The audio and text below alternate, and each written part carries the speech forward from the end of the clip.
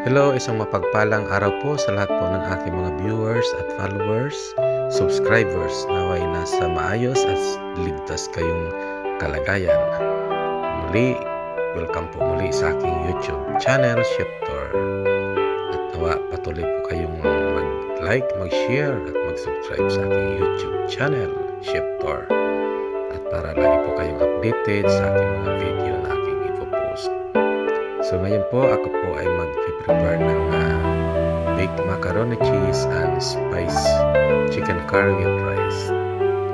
So ito po ay na-request ng aking colleague sa trabaho dahil po ay 50th birthday niya sa araw na ito, July 19, 2025. At nag-request po siya sa akin ng macaroni at chicken curry. So off naman sa araw nito, kaya pinagluto ko siya at siya ay mayroong maliit na handaan sa bahay ng kanyang brother. So ito yung food na ni-request niya sa akin. So sa lahat po ng aking mga followers, ito po yung aking version ng aking pagluluto at sundan nyo lang po yung aking ko dito sa inyo yung isa-isa yung aking mga ingredients para nasa subaybayan ninyo. So yan po, isa-isa ko po ipapakita sa inyo. So kahit po isa dyan sa mga ingredients ay wala, okay lang as long na ang curry powder ay ninyo dyan. So yung yogurt,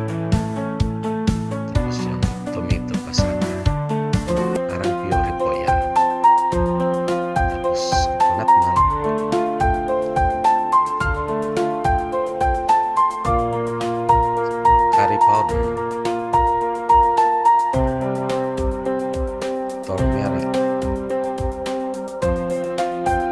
garlic granules,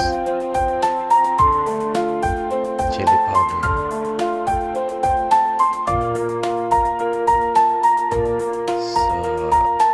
spiced chili flakes, diced coriander, dried coriander, and small paprika, crushed chili flakes,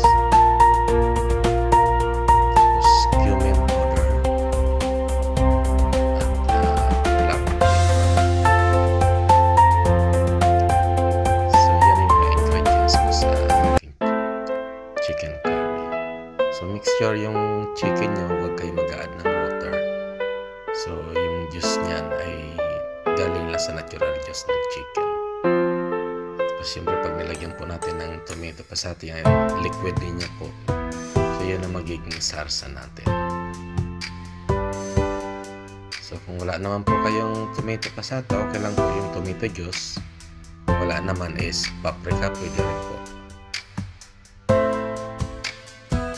Tapos ilagyan natin lahat ng ingredients.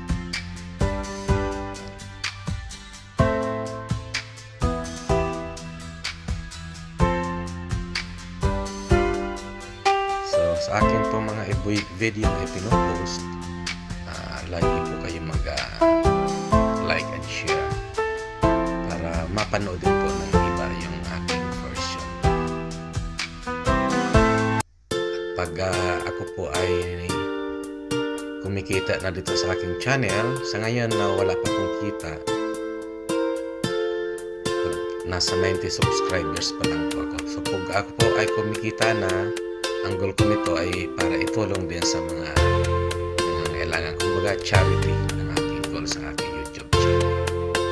So pwede po mag-share sa lahat po ng nangangailangan pag ako po ay kumikita na dito sa YouTube.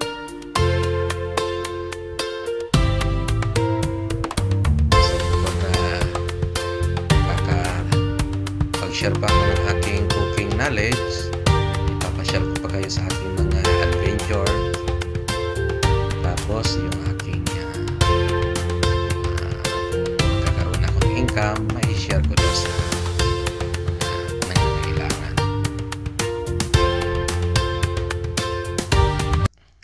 po, inagyan na po yung aking yogurt. So, mas maganda po ang consistency ng aking sarsa pag may yogurt. Tapos may coconut milk. Pwede rin po kayo maglagay ng double cream. Optional. Nasa sa inyo po kung gusto nyo. Tapos yung chilies. It's up to you guys kung gusto nyo na mas manghang. Add na lang po kayo. Kasi yung iba mas gusto yung spicy talaga. Tapos mag-add din ako ng corn flour. Mas maganda yung consistency ng sarsa ng chicken curry. So ayan, ready na yung aking chicken curry. Mag-add lang ako ng dried coriander. Mas maganda yun. Kaya pwede rin ng parsley. Wala naman, optional lang. So ayan po, ready na yung aking chicken curry. So mag-prepare naman ako ng aking pasta. So yung aking macaroni, tinamahan ko ng cheddar cheese together para mas cheesy siya. Tapos lalagyan ko siya sa toppings ng cheese sauce. After yan, lalagyan ko rin siya ng toppings ng cheddar cheese. Tapos cheesy siya.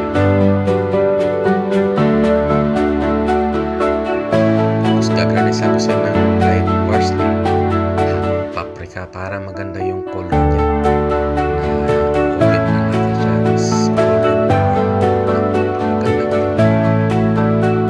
So as long oven natin ay naka-preheat na ng ating 20 degrees bago natin ilagay yung ating baked macaroni.